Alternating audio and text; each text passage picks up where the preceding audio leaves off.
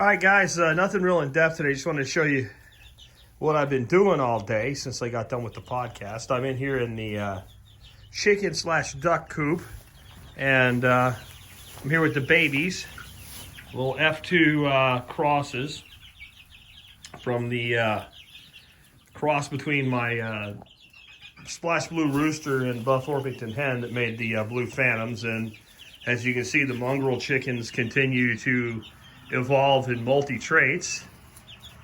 We're not going to get into Punnett squares or anything today, but some of them look an awful lot like Dad.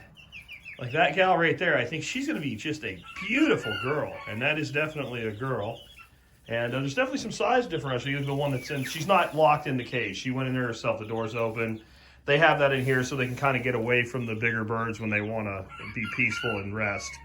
But they're doing really good, and I'm getting some unique and interesting stuff. That guy there is going to be awesome. Unfortunately, he's a rooster, and I don't really need any more roosters. And, you know, she's from a prior hatch. That's the freak chicken right there. She's kind of mean to these babies. She's got to be careful. I don't really need her. She needs to realize that. Anyway, you look, it's all nice, clean straw in here today. That's because I spent today wrecking all the straw out of this place. Last weekend, I wrecked out enough to fill that compost pile that I'm going to show you there in a second. And then there was a bunch left, and I got kind of up against it where I really didn't have time to finish. So once I got that full, I just kind of pulled all of it out until I got a chance to come out here. And like when I came out here today, I was committed. Like once you're really wrecking it out, you got to get it all out so you can replace it. So threw a couple fresh bales down.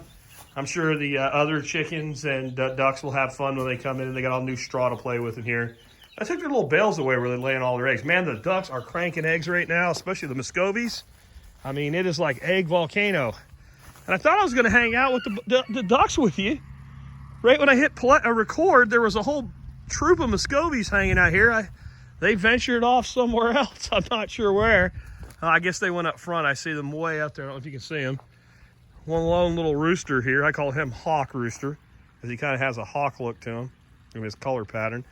But this is about half of what I shoveled out of there, I should say, pitchforked out of there today. And then this is the other half. There's Billy Roy. That's grandpa of those babies, and that's grandma of those babies right there. And there's his son and daughter. He and other daughters that look like that are what created those babies you just saw. And he is a beautiful rooster. And Billy Roy's made a couple mistakes. Billy Roy, first of all, he made a replacement rooster that's a lot prettier than him and a lot more polite than he is. That rooster has never spurred me or bowed up on me or caused me any trouble or anything like that. And Billy Roy spurs me on a daily basis. If he didn't weigh about 1.5 pounds, he would have went on the grill a long time ago. And right now, it takes every bit of restraint I have every morning to not pull his head off and de-breast him like a dove. He is a great-looking bird, and he really does defend his flock, but he is a jackass. Little Butterscotch there, she's a great chicken, but look at that. Is that not just a beautiful cross? And I love the hens, too. Unfortunately, we lost her sisters to a hawk. Hawk is not bothering us anymore. I won't say no more than that. Anyway, these piles, you know, I could kind of just turn them and pile them up and let the chickens tear them apart, wet them down. I don't know what I'm going to do. It certainly takes more work to do that, and now I'd have to move the material twice, which I don't like. I just didn't have time to make and fill up 2 more of these today. I do want to show you what's going on here. This is kind of an evolution on my trash can compost system, more for home waste, kind of upscaled. And I've got a couple pieces of pipe, and I just have a whole bunch of slits cut in it with a chop saw. I don't know if I can get deep enough to show them to you. You can trust me, they're down there. And boy, this is humid, hot, off-gassing like you wouldn't believe, man.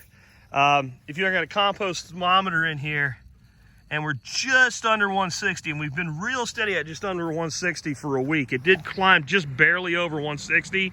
I generally don't like my compost much hotter than that.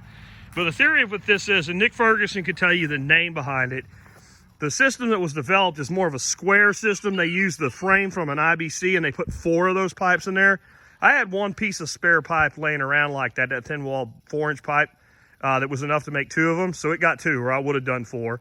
And I just want to see how it does. And it is trucking along and cooking. I mean, you can feel the heat through the surface here. And the theory here is, the way Nick Ferguson put it, composting in the conventional way where you're turning all the time is bad. And so I'm giving this a try. And of course, it's some scrap fencing. It's got good air ventilation through the sides. I really do need to get a tarp on top of it to keep it from drying out. Right now, that is not a problem with the weather that we have, though. It's plenty moist down in there. And I think you will be surprised when you go to make compost out of wrecked out straw. Guys, it takes a lot to really wet it. So basically, I was bringing a wheelbarrow out here at a time, dumping it in, completely soaking it, and then another load and completely soaking it. And then all the scrap compost stuff from house waste and stuff in that pit over there, each layer would get a thin addition of that, which kind of is a Kickstarter for it to really get it going. And I do like it. I have some more of this scrap fence laying around. It's not real difficult to do, and if I built another one right here, shoveling that into it would be really, really easy. So that's probably what's going to happen. You wonder what that hose is doing up there on Duck Mountain. This is a duck swimming, pooping fertigation tank for the duck ponics system. And right now, I just wanted to add some water to the pond because we just came off a week-long freeze. And I've been bucketing water out of that pond, breaking the ice and bucketing water out because I've had all the water shut down on the property while we're going through that freeze. So I wouldn't have any busted pipes. So that pond was pretty low down there. We take a walk down there real quick and show you what's going on. Right now I have that hose stuck in that bottom. That's just, that's an easy, convenient way to add water to this pond without having to drag the hose down here. And you see that's the overflow right there, and that water's just pouring out of there. And what I'll do when I get done making this video, I'll go up there, I'll pull that hose out of that drain hole, and then I'll shut the valve that's letting that water come down here, and I'll fill that up, and the ducks will have their nightly baths back again.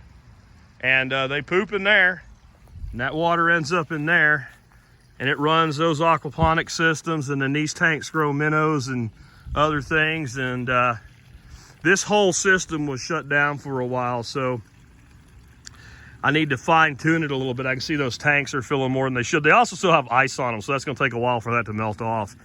But yeah, this system really is more of a summer system, but we'll let them have a good nighttime bath tonight. And during the winter, if I'm feeling that I'm getting too much nutrient down in here, which right now I'm not worried about it, but you know, if you go day after day after day with it, that system actually has multiple discharge points, so I can discharge it down back to that pond. I can discharge it to that box right there, which is going to be a new willow tree for Dorothy being planted this spring. And then right behind that pile, there's another discharge point. So I'm going to plant a weeping willow there and a weeping willow there because Dorothy loves weeping willows. And that's kind of what I've been on today. I also have to do a little bit of work on my seed starting system. I'm not going to get a video for you on that today, but I have done videos previously on it, so you guys pretty much know how it works. I just got a bunch of planting done. Hopefully, Dorothy found my box of seeds I've been looking for. I'm missing a box of seeds, and it's got my cool peppers and my cool tomatoes in it. I know it's not gone, it's just I can't find it. It's kind of frustrating because it is 0 hour for seed starting. As you can see, even with a major freeze, we're starting to green up hard. I'm thinking this year is going to be a good fruit year. I've had bad fruit years the last 2 years. I've had, you know, trees breaking bud in February on me. And then you get a late freeze and everything gets knocked back. Right now, I haven't had any trees break bud, and that's good. That's good. So anyway, let me get fine-tuning this here, and I'll catch up with you guys later. If you have any questions about this system or anything else in this video, let me know.